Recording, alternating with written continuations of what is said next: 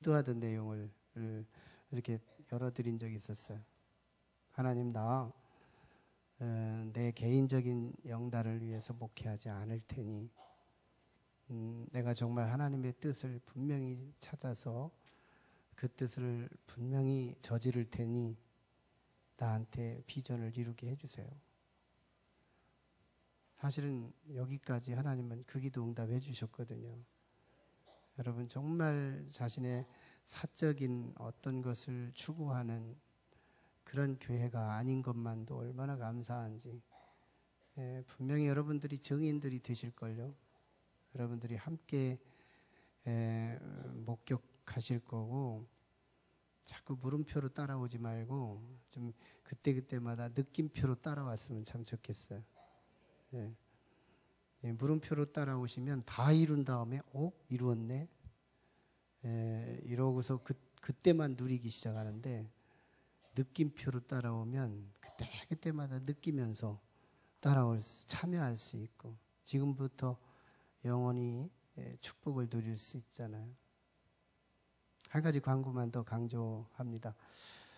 오늘은 참 2주년 우리 성전 건축 참 파란만장한 어려움 속에서 교회가 이렇게 지어졌어요. 그냥 지어진 것 같지만 어느 한 날 눈을 떠보니까 생긴 것 같지만 참 교회가 생기기까지 서쪽새가 얼마나 울었는지. 그래서 참 함께 우리 교회를 목격하신 성도들이나 저 자신은 그냥 보이지 않아요. 또 그 이후에 이 2년의 역사도 그냥 사진적으로 느껴지지 않습니다. 너무너무 감사해요. 오늘 우리 입당 2주년 기념, 그래서 하나님께 봉헌주일로 드려지는 오늘 우리 하나님께 고마움의 영광의 박수 한번 드릴까요? 고맙습니다.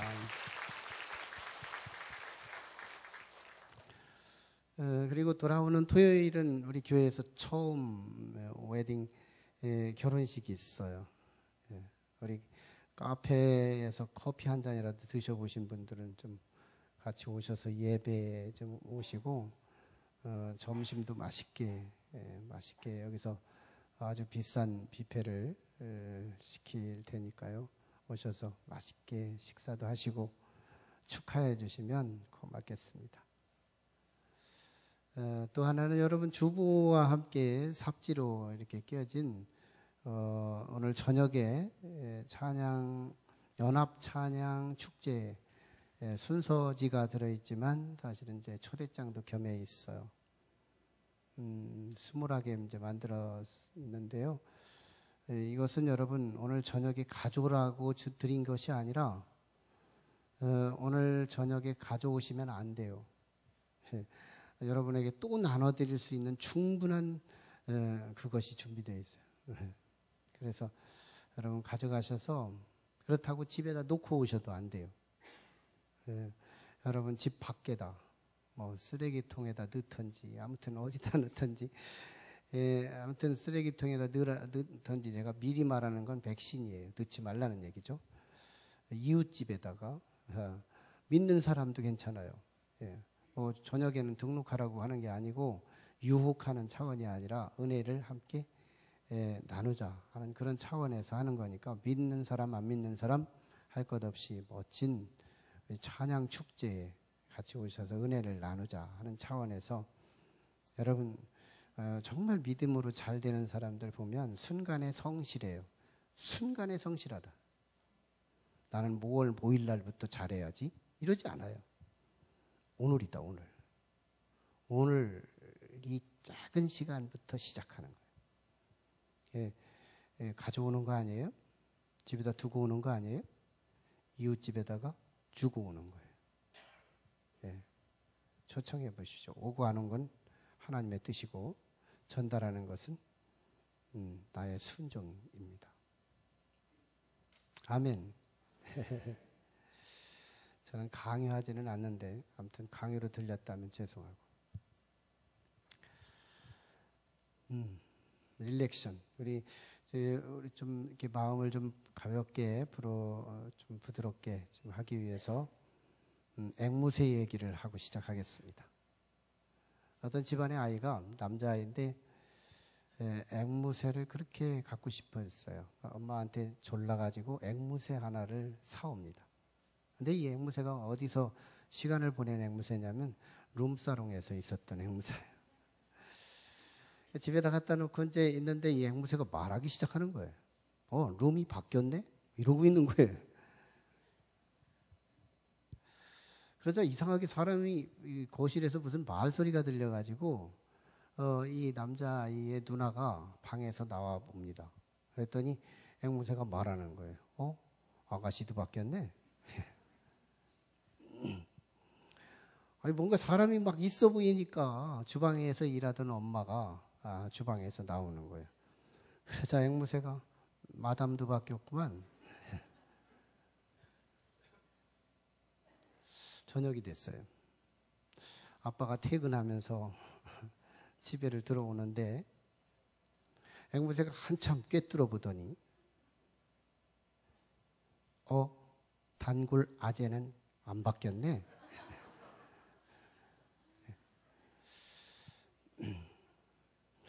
이 앵무새도 알아보는 이 단골 아재. 여기 단골 아재 계신가요? 우리 인사 좀 나누실까요? 참 잘 오셨어요. 예, 하나님이 여러분에게 주실 선물이 있을 겁니다. 참 잘 오셨어요.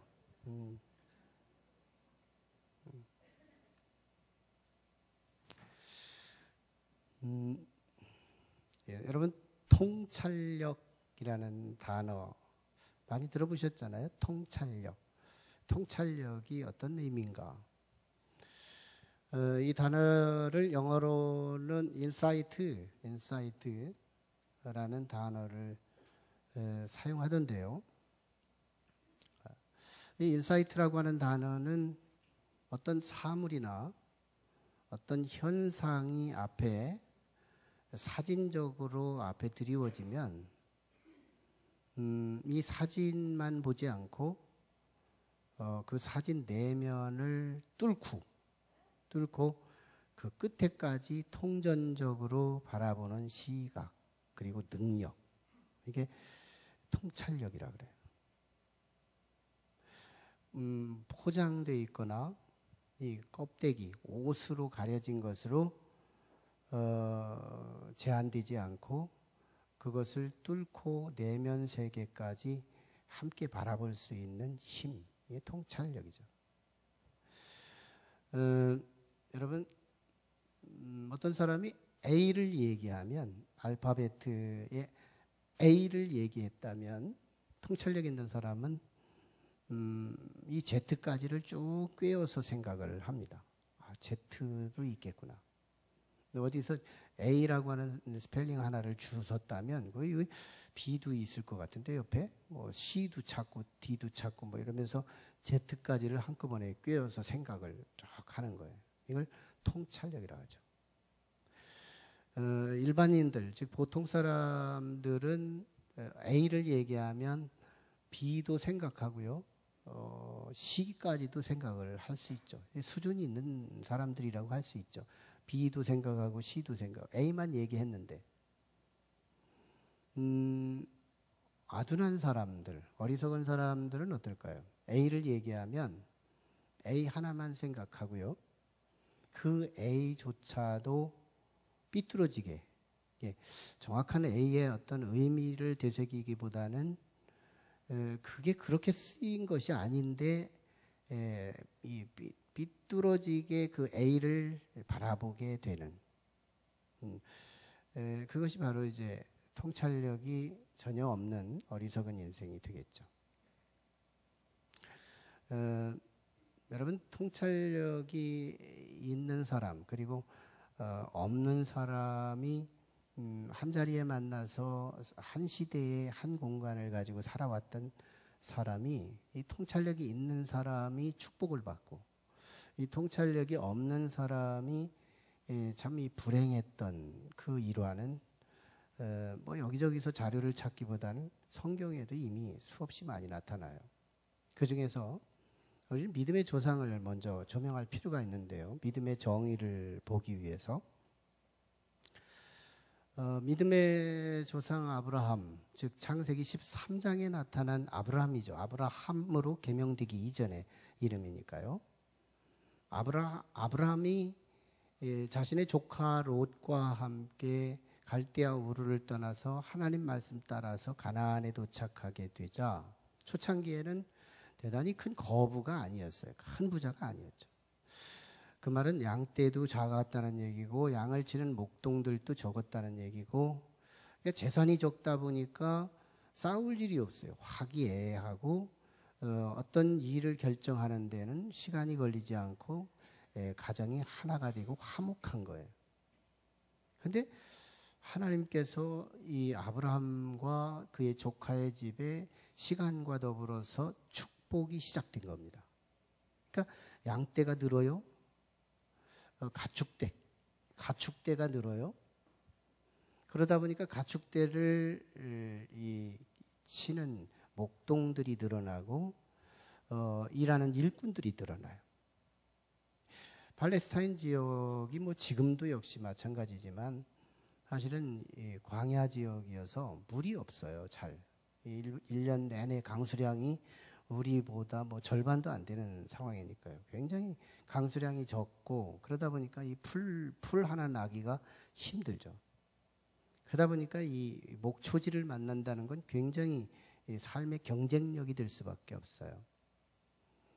이제 가만히 보니까 이제 아브라함의 가축대와 그 목동들과 그리고 조카 롯의 가축대와 그 목동들이 가끔씩 이렇게 마찰이 생기는 거예요. 불화가 일어나요.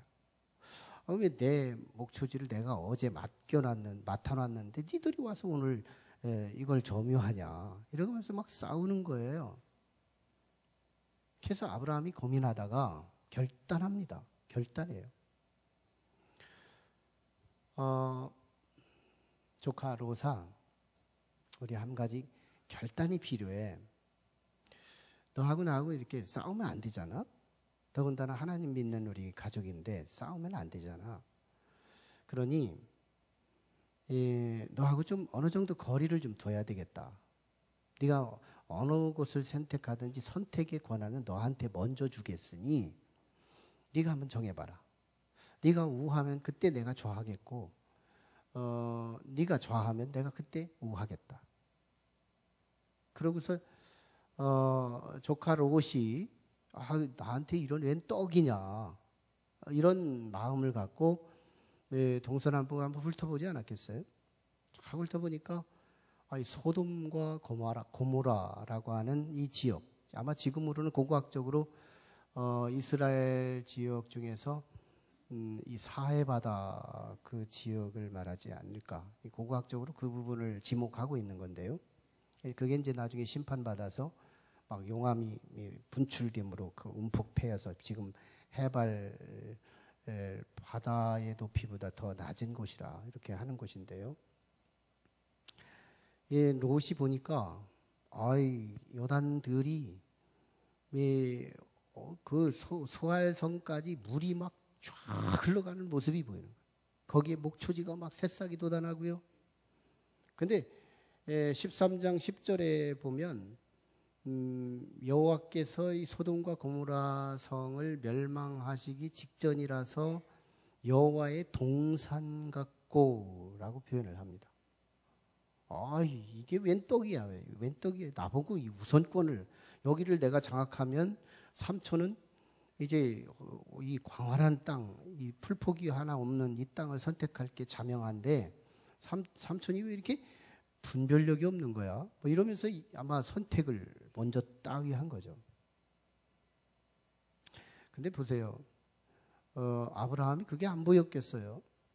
소돔성에 그리고 소알성까지 목초지가 풍성하고 양을 치는 일에 용이하다는 그 정도를 아브라함도 보았겠죠.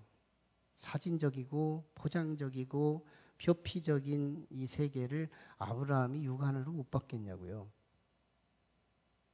근데요, 조카 롯은 거기서 끝나요.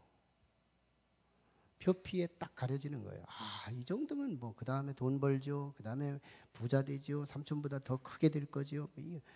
뭐 이런 일변도의 포장적인 것만 보는 거예요. 사진적인 지식. 아브라함도 사진적 지식이 있어요.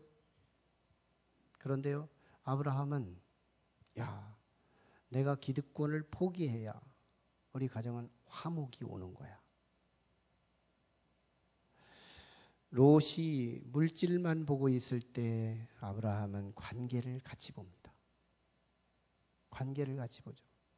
화평을 같이 보죠. 인생은 화목이야. 천국은 화목의 나라지. 우리 가정은 하루를 살더라도 화목해야 돼. 아스갈성을 보면서, 소돔성을 보면서 아브라함은 하나만 사진적 지식 풀포기만 보지 않는 거예요. 그 너머에 있는 관계, 오직 이 혈육이라고 하면 이 조카 롯밖에 없는 이 가정을 잃어버리면 안 된다는 이 소중한 이 관계를 보는 거예요. 통찰력 있잖아요. 근데 볼래요? 14절에 보면, 13장 14절에 보면 조카 롯이 떠났을 때 하나님께서 아브라함을 찾아오세요. 수지 맞은 거죠. 조카 롯의 소알성 잃어버렸고 소돔성 잃어버렸지만 아브라함은 하나님을 얻어요. 통찰력 옳았다. 아브라함의 통찰력이 맞았다. 이 얘기를 해주는 겁니다. 그리고서요, 동서남북을 바라봐라 아브라함아.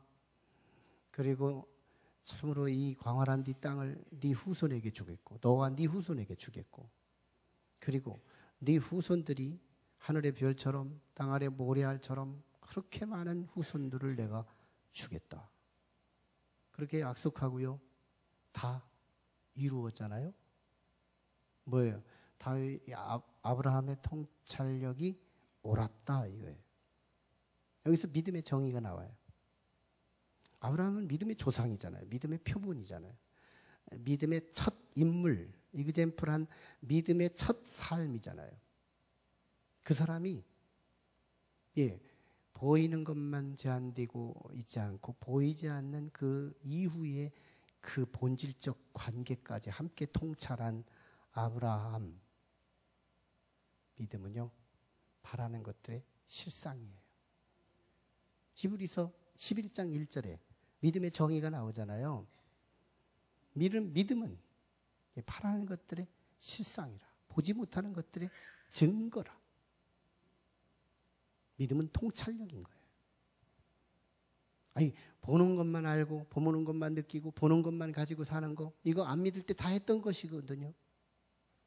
그런데요, 정말 우리가 믿음이 시작됐다면 이제는 보이는 것만 가지고 우리는 느끼지 않아요.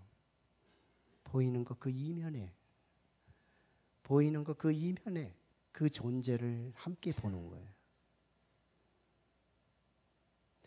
참 이 역할을 참 잘했다. 이 통찰력 있는 인생의 한 모델 누굴까요?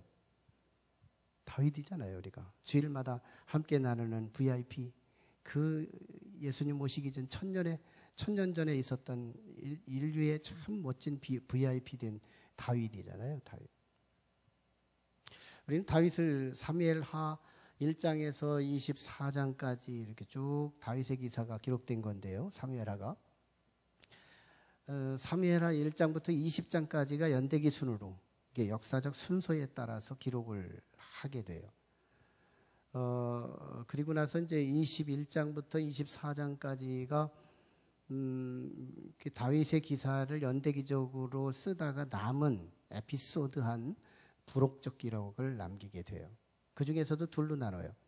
21장과 22장, 사무엘하 21장과 22장은 다윗의 왕정 시대에, 잘 나가던 왕정 시대의 전반부의 누락된 것을 기록하고, 오늘 본장 23장부터 24장, 이제 다음 주까지 계속 볼 23장부터는 다윗 기사의 후반기에 있는 내용들 중에 하나를 오늘 말씀하고 있어요. 그 중에서 오늘 본문은 1절에서 이제 표현되고 있는 것처럼, 다윗이 그 마지막 말이라, 즉 임종 직전, 죽음 직전에 다윗의 놀라운 통찰력을 소개하고 있는 말씀이 오늘 본문이에요. 임종 직전에, 죽음 직전에 다윗의 통찰력을 잘 말해요. 다윗은 자기의 과거에 대한 통찰, 그리고 자기의 현재에 대한 통찰, 그리고 그 미래에 대한 통찰을 잘 보여주고 있어요. 아, 다윗은 정말 믿음의 사람 맞고 통찰력 있는 인생을 살았다. 첫 번째를 볼까요? 다윗은 과거를, 자기를 통찰하면서 과거를 조명하는데요. 1절 상반부 쪽에 보면 이새의 아들 다윗이 말하며 라는 단어를 사용하고 있어요. 여러분, 우리가 다윗은 출세한 인물이었잖아요. 한 세기에 정말 가장 밑바닥 인생에서 가장 화려한, 그러면서도 가장 높은 제국의 황제가 될 만큼 화려한 인생을 살았잖아요. 그 정도 되면요, 갑자기 부자가 됐거나 갑자기 명성이 높아졌거나 갑자기 성공한 인생이 되면 사람들은요, 뭘 잊고 싶어 하느냐면 과거를 잊고 싶어 해요. 이 적신으로 온 자신의 이 내세울 것 없는 부족함을 잃어버리고 싶은 거거든요. 근데 다윗은요, 자신의 과거를 쫙 이렇게 추적해 가면서 통찰해 보는데요. 이새의 아들, 내 이새의 아들이 지금 죽음 직전에 지금 표현하고 있는 말이에요. 이 말이요, 사무엘상 20장쯤에 가서 보면 사울 왕이 시기가 일어나가지고 다윗을 시샘하면서 다윗을 폄하하기 위해서 호칭했던 단어예요. 이새의 아들 어디 갔느냐 이거예요. 아니, 다윗을 욕할 때 써먹는 거예요. 나중에 25장에 보면, 사무엘상 25장에 보면, 아니, 나발이라고 하는 사람이, 그의 아내 아비가일이 나중에 다윗의 아내가 되지만, 그게 참 철없는 이 나발이라고 하는 이 사람이 다윗에 대해서 굉장히 막 폄하하면서 말할 때, 이새의 아들 그 사람한테 왜 우리가 호의를 베푸느냐 이러고서 막 따져들어요. 나중에요, 다윗의 왕정의 후반기에 가면 그 세바라고 하는 아주 불량배가 난을 일으키거든요. 그때 이 불량배가 난을 일으킬 때 온 백성들에게 말할 때 이새의 아들이 우리한테 기름 부음을 받을 수 없다 이러고서 왕을 취소시키면서 난을 일으키게 되는 거예요. 이 말이 무슨 말이에요? 이새의 아들이라는 이 호칭은 다윗을 욕할 적에, 폄하할 적에, 다윗을 가치를 추락시킬 적에 다윗의 아킬레스 건 한 그런 아주 다윗의 치부, 다윗의 취약점을 건드는 단어였어요. 그런데 지금 죽음 직전에 다윗이 지금 그걸 들먹이는 거예요. 아니, 남이 들먹여도 상처인데 자기가 자기를 막 남들이 평생 자기를 욕하던 그 소리를 들먹이는 거예요. 여기서요, 너무너무 중요한 다윗의 모습을 보죠. 겸손인 거예요. 겸손이죠. 자신의 아주 치부, 가장 약한, 평생 그것 때문에 상처를 받았던 그거를요, 자기 입으로 드러내는, 여기까지 보면 참 겸손하다. 그러면서 뭐예요? 또 한 가지가 복제된 게 뭐예요? 자신감이에요. 자신감. 여러분, 요즘에 보템 회사 사장, 제 친구거든요. 우리 화장실에 가면 여러분 한 분 들어가면 한 분 카운트해요. 둘 들어가면 둘 카운트, 셋 들어가면 셋 카운트. 보통 센서는 들어가더라도 들어갈 때만 켜지고 조금 있으면 꺼지잖아요. 여러분, 오늘 들어가셔서 내일까지도 있어도 안 꺼져요. 계산이 하나가 나와야 마이너스가 되거든. 그래서 0까지 가야 불이 비로소 꺼지는 거예요. 지난주까지는 오류가 가끔씩 있었어요. 근데 최근에 우리 진구 목사인 그 사장이 무료로 이걸 다 수선을 해줘서 지금은 정확하게 이제 카운트가 됩니다. 이걸 개발한 우리 김효구 목사가 뭐라고 한지 아세요? 우리 임기방 집사님하고 같이 카페에서 얘기할 때 드러낸 말이에요. 저는요 초등학교에 IQ 50이었어요. 침팬지보다 밑에였어요. 이 얘기를 하는 거예요. 근데 여기까지 하나님이 인도했다는 얘기거든요. 뭔 말이에요? 겸손하면서 자신감 있는 거예요. 왜? 오늘이라는 이 성공이 그거에 부끄럽지 않다는 거예요. 다윗이 그런 입장인 거예요. 과거를 향해서 쫙 가리우지 않아요. 통찰력, 자기 과거에 대해서 감추고 싶은 것이 없는 거예요. 솔타이가 없는 거예요. 이 감추고 싶은 가장 취약한 아킬레스건이 없는 거예요. 내가 내놔버리면 되잖아요. 여러분이 숨기고 싶은 어떤 것이 있다면 먼저 내가 백신을 던지는 거예요. 나는 사실 이런 약점이 있거든요. 약점이 있어요. 그러고서 자신 있게 내놓잖아요. 누군가 자신을 공격하지 않아요. 그걸 가지고 공격하는 사람이 있다면 부족한 사람인 거예요. 자기가 남들이 자기를 욕하고 늘 취약하다고 생각했던 그것을 늘 던졌던 그건데 자기가 땅 던지는 모습을 보세요. 자신감이잖아요. 겸손함이잖아요. 이거 능력인 거예요. 능력. 어디서 나온 거예요? 통찰력이에요. 남다른 통찰력이 그걸 보게 하고 그걸 말하게 한 거죠. 두 번째 통찰력이 있어요. 1절 하반절에 나타나는 거죠. 높이 세워진 자. 1절 하반절에 보면 높이 세워진 자, 하나님께로부터 기름 부음을 받은 자, 다 수동태로 쓰여지고 있죠. 이스라엘이 노래 잘하는 자가 말하노라 하면서 말하는 말이에요. 현재적 자신의 통찰입니다. 뭐예요? 다윗은 내가 이렇게 왕 됐어. 내가 높아졌거든. 이렇게 말하지 않는 거예요. 다윗은 매사에 하나님께서 높이 세워주셨다는 것을 말하고요. 야곱의 하나님 여호와께로부터 기름 부음을 받은 자라고 말하잖아요. 저는 어릴 적에 가마니를 치면서 살았어요. 저희 시골이 아무튼 충청남도 부여군 장안면 합곡리 74번지에 살면서 지구촌에서 제일 가난한 나라 우리나라, 지구촌에서 제일 가난한 군 우리 군, 지구촌에서 가장 가난한 면 우리 장안면, 지구촌에서 가장 가난한 리 우리 합곡리, 그중에서도 합골, 그중에서도 74번지. 나는 언제나 어릴 적에 그 생각만 하고 살았어요. 피해망상적인 생각이죠. 그래서 가마니를 쳐서 사실은 돈을 쓰고 등록금도 내고 책도 사고 이러고서 이제 사는 겁니다.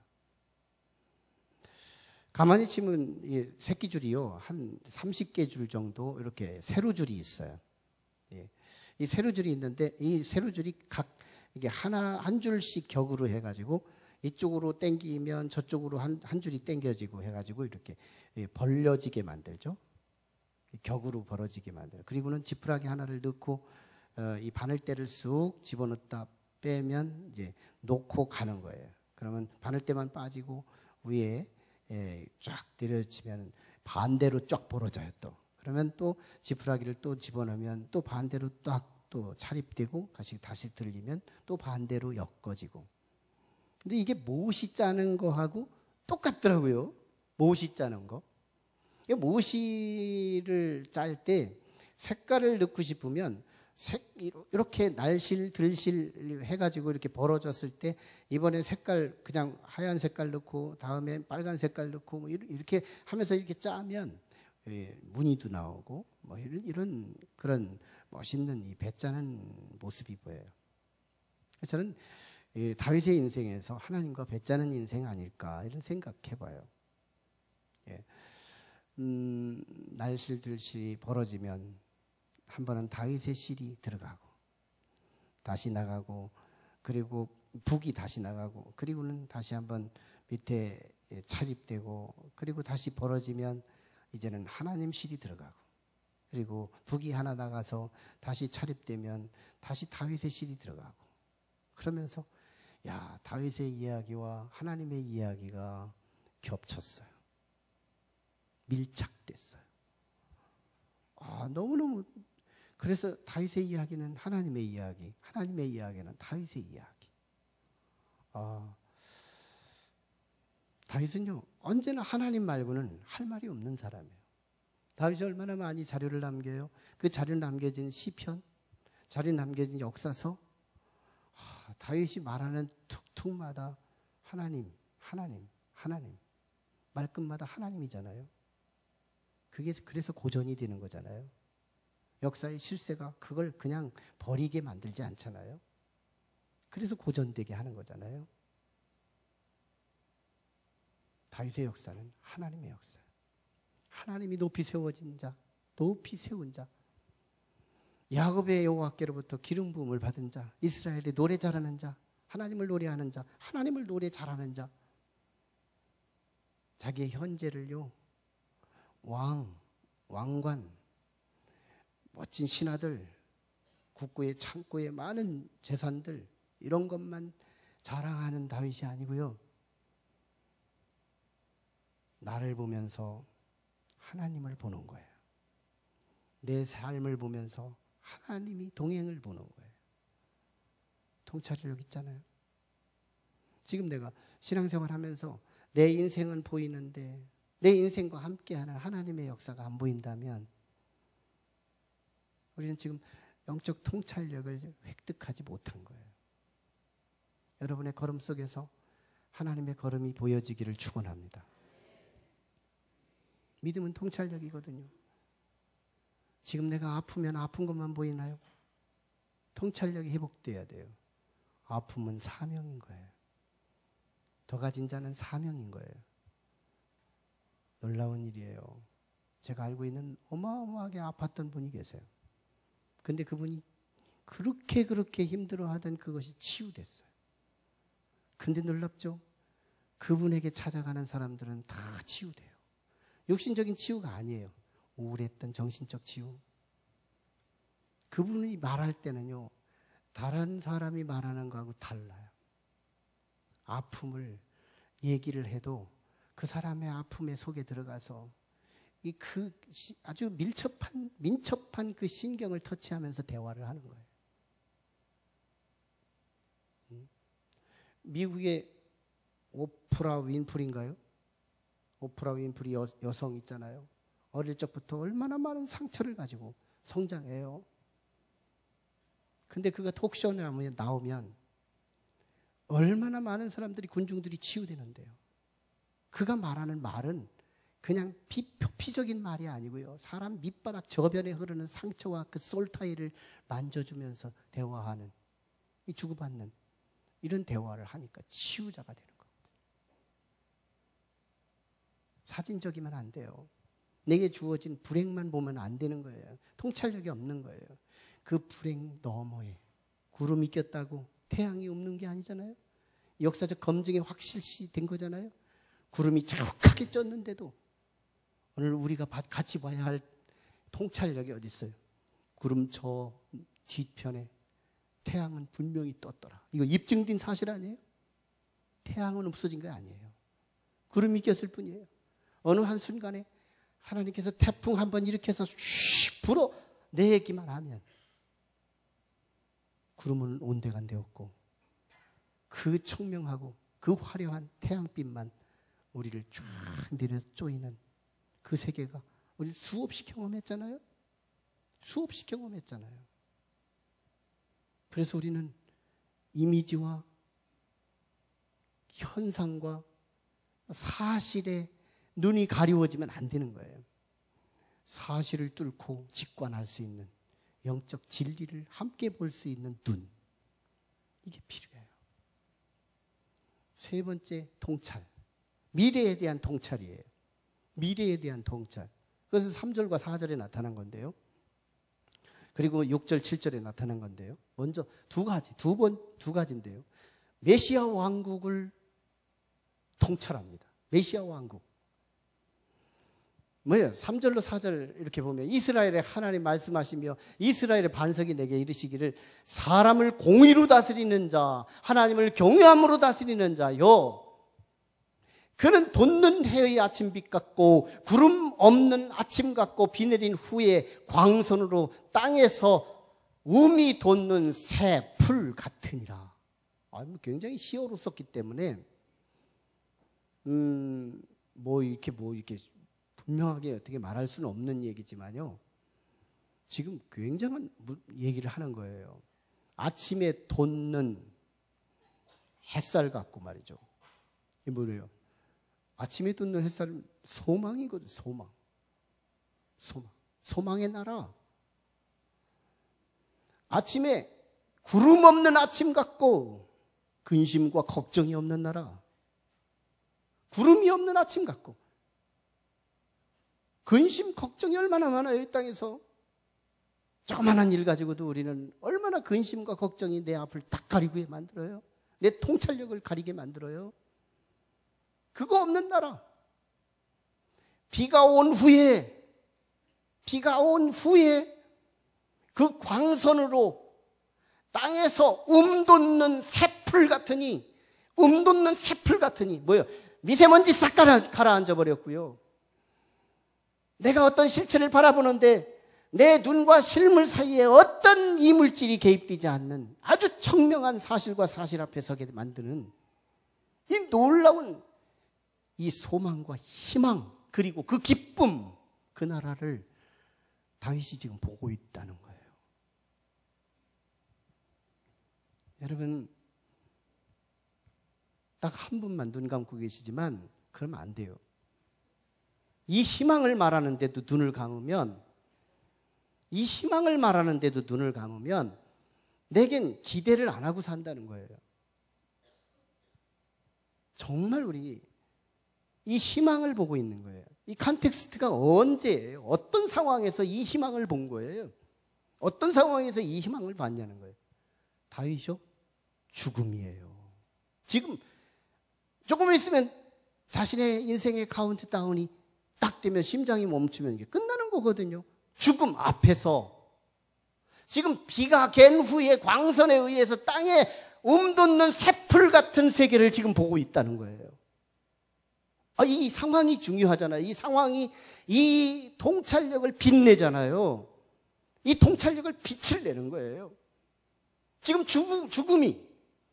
죽음의 사망의 음침한 이 구름이 자신의 눈을 쫙 가리우고 있을 때 다윗에게 새로운 세계, 희망의 세계, 소망의 세계, 근심과 걱정이 없는 세계, 그리고 기쁨과 희망이 넘치는 세계가 지금 눈에 보이고 있는 거예요. 뭐예요? 이 미래까지, 자기는 지금 죽고 있는 마당에 미래에 어떤 일이 펼쳐질 거에 대한 이 통찰이 열리고 있다는 거예요. 통찰이 열리고 있어요.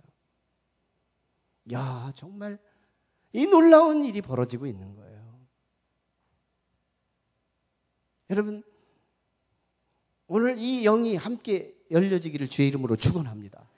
이 통찰의 영은요, 바로 오늘 우리가 우리 어머니 뱃속에서 태어난 우리 자연인, 우리 텔레비전에 나오는 이 자연인 개념이 이게 사실 틀린 개념이에요. 우리 신학적으로 사실은 이 자연인 하면 어머니 뱃속에서 하나님을 만나지 않은 사람들을 신학적인 용어로 객관적으로 자연인이라고 하는 거거든요.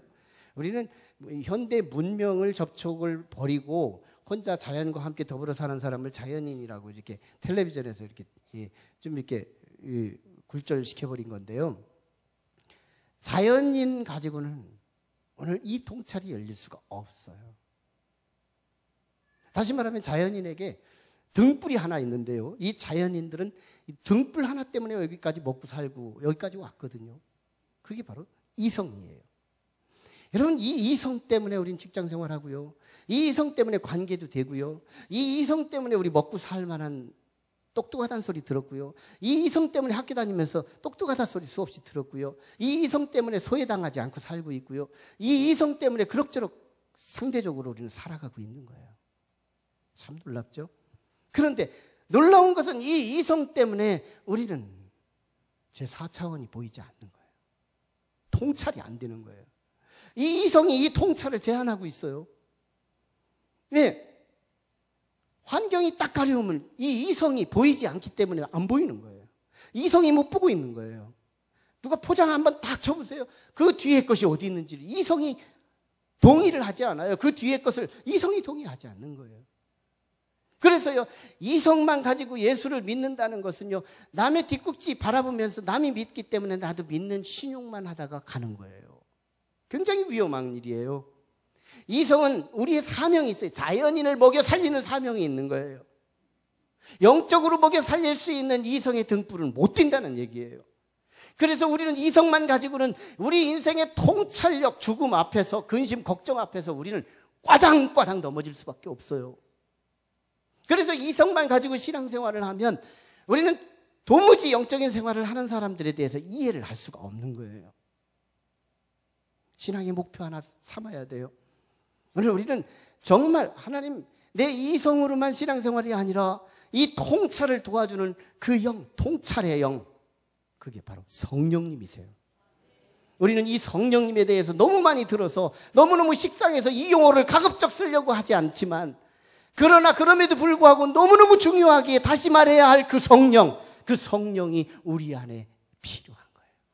이성이 우리 육신을 먹여 살리는 일의 등불이었던 것처럼 성령님이 우리의 영혼을 먹여 살리는 일의 등불 역할을 하더라는 겁니다. 성령 없이 예수 믿는다는 것은 우리의 눈 아래 모래알을 집어넣고 앞을 내다보는 것과도 같은 것이지만, 성령님이 내 안에 들어오신 이후에라면 윤활유와 먼 놀라운 이 눈의 시력을 가지고 여러 가지 눈물샘과 건강한 시선을 가지고 앞을 내다보는 통찰력과 같더라는 거예요. 성령님 없이 예수를 믿는다는 것은 주일이 없는 집 제사 들어도시 너무너무 빈도 있게 왜 그렇게 빨리 돌아오는지, 교회 갈 일이 왜 이렇게 빨리빨리 돌아오는지 너무너무 버거운 신앙생활을 할 수 있지만, 성령님이 나와 함께 하시면 주일이 왜 이렇게 늦게 들어오느냐고, 왜 예배할 시간이 왜 늦게 들어오느냐고 그에게는 주일이 오락처럼 들려지더라는 거예요. 여러분, 예수 믿는 것은요, 어려운 일이에요. 그러나 예수 믿는 일은요, 쉬운 일이에요. 무슨 차이입니까? 내 육안의 이성만 가지고 신앙생활 한다는 것은 너무너무 힘든 일이거든요.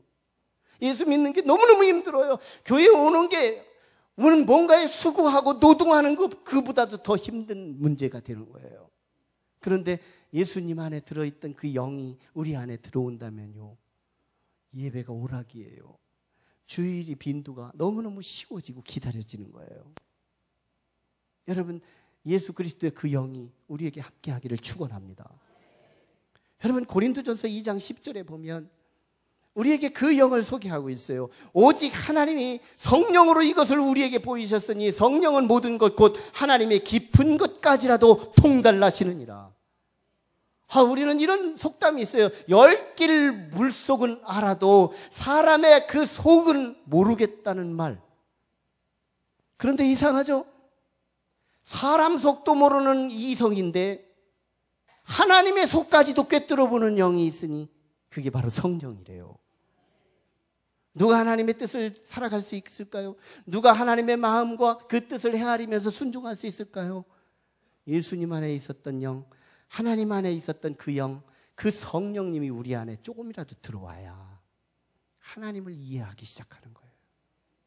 그 영이 우리 안에 들어와야 우리의 과거가 정직해지고요, 그 영이 우리 안에 들어와야 오늘의 현실이 내가 잘해서 오늘 출세했다고 말하지 않고요, 하나님의 은혜로 내가 나됐다고 말할 수 있고요. 그 영이 내 안에 있을 때 내 육신에 언젠가는 우리 오메가 타임이 누구나 100년 안쪽에 여기 다 가실 분들만 오셨는데요, 여러분, 우리 모두는 죽음이라는 역사의 현실 앞에 놓일 날이 얼마 남지 않았어요. 그래도요, 죽음 앞에서 비 온 뒤의 광선으로 땅에 솟아나는 새풀 같은 세상을 바라볼 수 있는 사람이 있다는 거예요. 우리 그날 오기 전에 먼저 그 렌즈 하나 획득해야 되잖아요. 통찰의 영, 성령님을 사모하시기를 주의 이름으로 축원합니다. 회개하는 자에게 성령님이 임한대요. 회개가 필요한 거예요. 자꾸 회개하는 거예요. 나를 부인하는 거예요. 주여, 나는 참 내 마음으로는 하나님의 뜻이지만 언제나 실행하고 나면 내 뜻을 이루고 말았네요, 하나님. 이게 로마서 7장에서 바울 사도가 기도했던 내용들이잖아요. 나의 모순, 내 모순. 성령님이 함께해야 모순을 발견하거든요. 그리고 성령님이 함께해야 현실의 나를, 내 좋은 면, 장점, 축복, 이 모든 것을 하나님의 공로로 영광 돌리고 찬송이 쉬워지지 않겠어요? 하나님께 예배가 쉬워지지 않겠어요? 너무너무 감사하니까요. 그리고 오늘 우리에게 주어지는 절대절명의 사망의 음침한 골짜기, 죽음 앞에 서는 우리의 그림자. 죽음보다 더 큰 그림자. 내가 안 죽고 남이 죽으니까 우리는 간접적인 것뿐이지, 내 죽음이 지금 당장 앞에 들이오고 있을 때 여러분, 이 성령이 우리에게 어떤 역할을 해주는지 아세요? 놀라운 희망의 세계로 눈을 열어서 죽음이 두렵지 않게 만드는 거예요. 죽음은 곧 터널과도 같은 거예요. 이 터널을 통과해서 가면 또 다른 세계가 너무너무 화려하게 열리고 있는데요, 거기는 태양이 필요 없어요. 하나님이 직접 태양 역할을 하시니까요. 거기는 근심과 걱정이 없어요. 하나님의 손수건으로 우리의 눈을 씻어주기만 하면 그 다음부터는 눈물 흘릴 일이 없는 거예요. 거기에는 보석이 따로 없어요. 왜? 우리의 걷고 걸어가는 모든 땅이 하나님의 영원한 정금 바닥으로 거닐게 할 것이기 때문에요. 거기는 양식이 필요 없어요. 양쪽에 생명 강수가 있어서 거기에 사계절, 모든 계절마다 우리의 먹을 수 있는 생명의 과실이 맺혀지기 때문에요.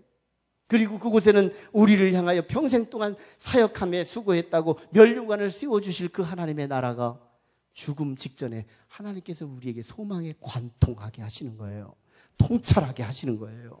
그 영이 오늘 우리에게 함께 하기를 주의 이름으로 축원합니다. 요한복음 12장에 보면요, 시몬의 집에 예수님이 찾아오세요. 거기에 마르다와 마리아가 있어요. 근데 마리아는 예수님에게 향유, 옥합, 나드 그걸 다 부어드려요. 그리고 자기 머리털로 예수님의 발을 씻어요. 그때 예수님의 제자는, 야, 그거 팔아가지고 가난한 자들에게 나눠주면 300데나리온은 받을 텐데, 300데나리온, 한 데나리온이 남자 품삯, 하루 품삯이에요. 그러면 300데나리온이면 1년 연봉 정도 되는 금액이에요. 이것을 이 여자가 예수님의 발에 붓고 머리로 씻어주는 거예요. 그때 제자들은 비판을 하는 거예요. 현상 앞에 그들은 비판만 하고 막 말을 하는 거예요. 그럴직한 그런 비판이었지만 사실은 예수님께서 7절에서 12장 7절에서 뭐라고 말씀하시냐면, 이 여인은 나의 장사를 준비하였노라. 그 자리가 무슨 자리냐면요, 시몬이 문둥병에서 치유된 자리예요. 조금 전에 나사로가 죽었다가 4일 만에 다시 부활한 그 시점이에요. 마르다는 귀신 들렸다가 치유된 시점이에요. 그래서 많은 환자들이 한 집에 모여서 예수님의 축제를 올리고 예수님 때문에 내가 나왔다고 영광 돌리겠다고 모인 자리예요. 근데 그 자리에서 마리아 하나는 예수님의 발에 기름을 붓는 거예요. 그때 예수님이 7절에서 뭐라고 말씀하시냐면, 이 여인은 나의 장사, 죽음을 준비하고 지금 장사를 치르고 있는 거예요. 다른 사람들은 병 나았다고 치유돼서 한쪽 편에서 축제만 부리고 있을 그때, 마리아는요, 예수님의 죽음을 보고 있는 거예요. 이 통찰력, 뭐가 그랬을까요? 마리아의 이성이 아니라 마리아와 함께하는 성령님이 예수 그리스도의 고민을 보고 있는 거예요. 예수 그리스도의 아픔을 보고 있는 거예요. 예수 그리스도의 죽음을 보게 하는 거예요. 그래서 마리아는 내 복음이 증거되는 곳에 이 마리아의 이름도 함께 전달될 것이다. 이보다 더 수지 맞는 축복이 없어요. 더 중요한 게 있어요. 예수님도 이 마리아를 통찰하고 있더라는 거예요. 마리아는 말이 없어요. 실행만 있을 뿐이에요. 침묵만 해요. 예수님에게 설명도 안 했어요. 그런데 이 여자가 나의 죽음을 준비하고 장사를 지내고 있구나, 가만두어라. 예수님도 이 여인을 통찰하고 있어요. 예수님 안에 성령이 충만하시잖아요. 여러분, 요셉은 죽으면서 가나안을 봤어요. 다윗은 죽으면서 세풀을 봤어요. 예수 그리스도는 십자가에 죽으면서 부활을 보신 거예요. 오늘 우리는 내 삶의 고민과 근심과 걱정 앞에서 걱정만 하실래요? 아니에요. 통찰력이 없어서 걱정만 보이는 거예요. 죽음 앞에서 죽음만 보실래요? 아니에요. 죽음 넘어가 있어요. 우리가 걱정하고 있는 그 걱정의 표면, 그 뒤에 세계가 있어요. 있다니까요. 하나님은 우리에게 그걸 약속하고 있는 거예요. 신앙의 목표 하나, 성령을 받아야 되겠다. 회개하는 거예요. 사무엘상 16장에서 보면 다윗이 성령 충만하게 받아요. 안수 받을 때 받아요. 안수 받을 때 받아요. 우리 교회는 기도할 때 초창기에는 제가 쫓아다니면서 안수했어요. 했더니 이 사람한테 안수하면 저 사람이 시험 들더라고. 그래서 그 사역을 포기했어요. 자기 믿음으로 나와라. 믿음으로 나오는 사람은 누구나 해주겠다. 안수 받을 때 성령이 임해요. 또 사모할 때 성령이 임해요. 누가 싫어하는 영, 누가 내 집에 오기를 싫어하는데 누가 찾아오겠어요? 사모하는 자에게 성령이 임하더라는 거예요. 오늘 우리의 신앙에 그 소망이 저와 여러분에게 함께 하기를 주의 이름으로 축원합니다. 같이 기도하시죠. 우리 기도하기 전에 우리 찬양 먼저 할까요? 우리 같이 찬양 같이 하겠습니다. 오늘 우리 봉헌 주일인데요. 하나님 앞에 이 찬양을 통해서 하나님께 영광을 돌렸으면 좋겠어요. 다 같이 자리에 일어나서 우리 찬양 같이 하겠습니다.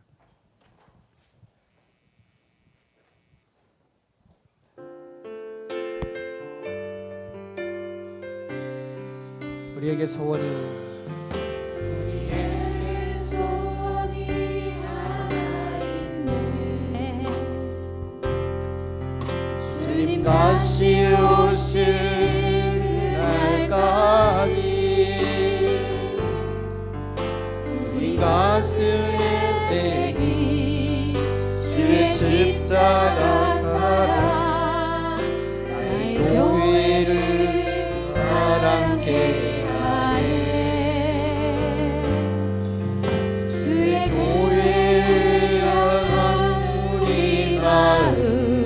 생과 포기와 가난과 고난 생과 포기와 가난과 고난 알며 죽음조차 우리 막을 수 없네. 우리 교회 이 땅의 희망입니다. 우리 교회가 희망입니다. 우리 교회는 희망의 기관이죠. 우리 교회는 이 역사의 희망의 교회, 우리 교회는 여러분의 가정의 희망의 기관입니다. 여러분의 사업의 희망의 기관이에요. 우리 교회는 희망으로 세워진 기관입니다. 여러분의 인생의 모든 먹구름 같은 문제들을 하나님께 나와 기도하고 부르짖을 때마다 여러분의 희망으로 바꿔주실 희망의 기관,